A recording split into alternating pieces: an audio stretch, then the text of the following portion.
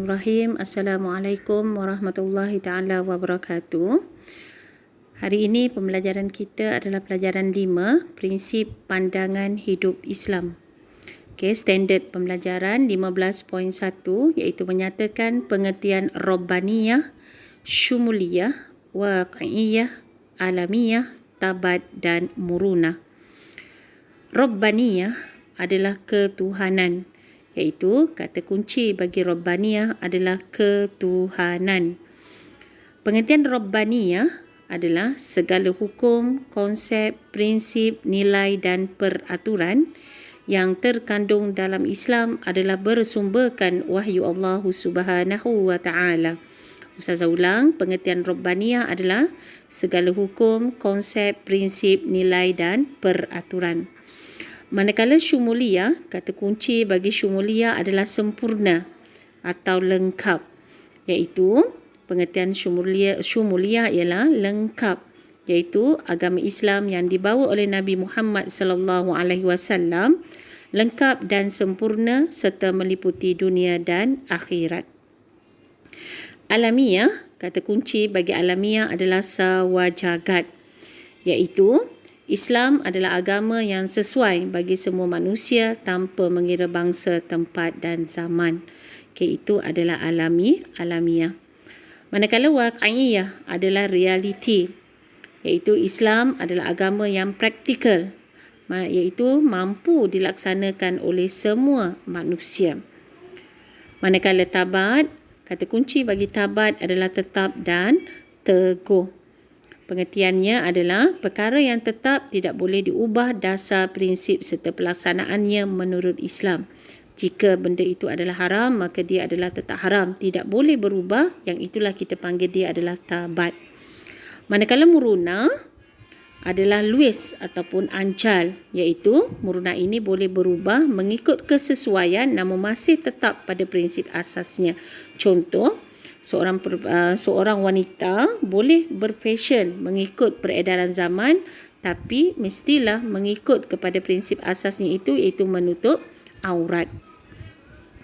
Kita pergi pada standard yang kedua, iaitu 15.2, menerangkan ciri-ciri Rabbaniyah, Syumuliyah, Alamiyah, Waqi'iyah, Tabat dan Murunah. Ciri-ciri prinsip pandangan hidup Islam Rabbaniyah, iaitu Islam adalah agama yang diwahyukan oleh Allah Subhanahu wa taala, dan Islam dan seluruh makhluk adalah hak milik Allah Subhanahu wa taala. Islam ialah satu pegangan yang jitu dan bersih daripada kekurangan, kejahilan dan dorongan hawa nafsu, dan ciri pandangan Rabbaniyah yang terakhir adalah Allah sebagai pemberi peraturan hidup. Manakala ciri Syumuliyah, iaitu kesempurnaan hanyalah milik Allah Subhanahu wa taala, dan Islam tidak terikat dengan masa, tempat dan ruang tertentu. Dan ciri yang ketiga, manusia dibekalkan dengan akal dan syariat yang lengkap sesuai dengan tanggungjawab kita sebagai seorang khalifah Allah.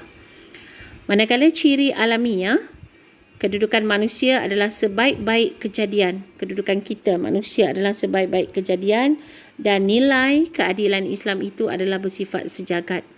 Dan ciri alamiah, Islam adalah sentiasa menegakkan kebenaran dan mencegah kemungkaran. Dan ciri alamiah yang terakhir ialah Islam menjamin hak asasi manusia. Manakala ciri waqi'iyah, iaitu pertama, praktikal dan mampu dilakukan oleh semua manusia, dan dia mampu menyelesaikan masalah kehidupan, dan ciri waqi'iyah menekankan kesederhanaan dan keseimbangan hidup. Manakala ciri tabat, aqidah, kepercayaan dan keyakinan terhadap Allah Subhanahu wa taala sebagai Tuhan yang Maha Esa dan tiada sekutu baginya. Ibadah khusus seperti solat, fardu, puasa, haji dan zakat telah ditetapkan pelaksanaannya dalam Islam, dan ketetapan hukum syariah seperti hudud, qisas dan diat dan takzir juga adalah yang telah ditetapkan oleh Allah Subhanahu wa taala dan tidak boleh diubah. Manakala ciri murunah, ciri yang pertama adalah Islam adalah agama yang mudah dilaksanakan mengikut keadaan dan kemampuan. Contoh, jika seorang yang sakit tidak boleh solat, maka seseorang itu boleh melakukan secara berbaring, duduk dan sebagainya. Okey, kita pergi kepada standard pembelajaran yang seterusnya 15.3, keistimewaan prinsip pandangan hidup Islam. Ada 6 keistimewaan prinsip pandangan hidup Islam. Yang pertama, sesuai dengan fitrah manusia, bersifat jelas dan praktikal, iaitu di mana boleh dilakukan oleh semua manusia.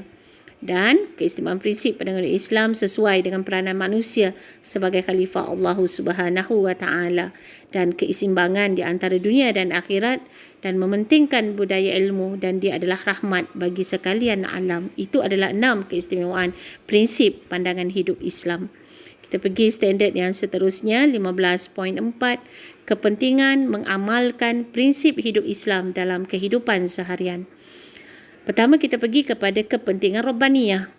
Rabbaniyah penting sebagai panduan hidup manusia untuk memahami tujuan kehidupan kita, kerana dalam Islam terdapat peraturan-peraturan yang telah ditetapkan oleh Allah Subhanahu wa taala. Kepentingan syumuliyah, iaitu Islam merupakan agama yang lengkap dan sempurna dalam semua aspek kehidupan, dan kita jadikan ia sebagai satu panduan kehidupan. Manakala kepentingan alamiah, Islam merupakan agama yang memberi keadilan kepada semua, dan tiada diskriminasi dalam Islam sama ada orang kaya, miskin dan sebagainya. Dan seterusnya, kepentingan waqi'iyah, Islam merupakan agama praktikal yang memberi manfaat dari segi rohani dan jasmani, contohnya solat dan juga puasa. Murunah, kepentingan murunah dan tabat, syariat Islam bersifat praktikal. Syariat adalah perundangan nizam bersifat praktikal, iaitu mampu dilakukan. Walaupun sukar, masih ada pemudah cara untuk melaksanakannya. Dan Ustazah akan mengakhiri dengan kata kunci pandangan hidup Islam ini. Jadi Ustazah harap semua ambil perhatian dan berikan faham dan menghafal kata kunci tersebut. Okey, Ustazah ulang balik semula. Kata kunci bagi Rabbaniyah adalah ketuhanan, syumuliyah, sempurna atau lengkap, alamiyah, sawajagat, waqi'iyah, realiti atau praktikal, tabat, tetap dan teguh. Manakala murunah adalah luas ataupun ancal. Okey, jadi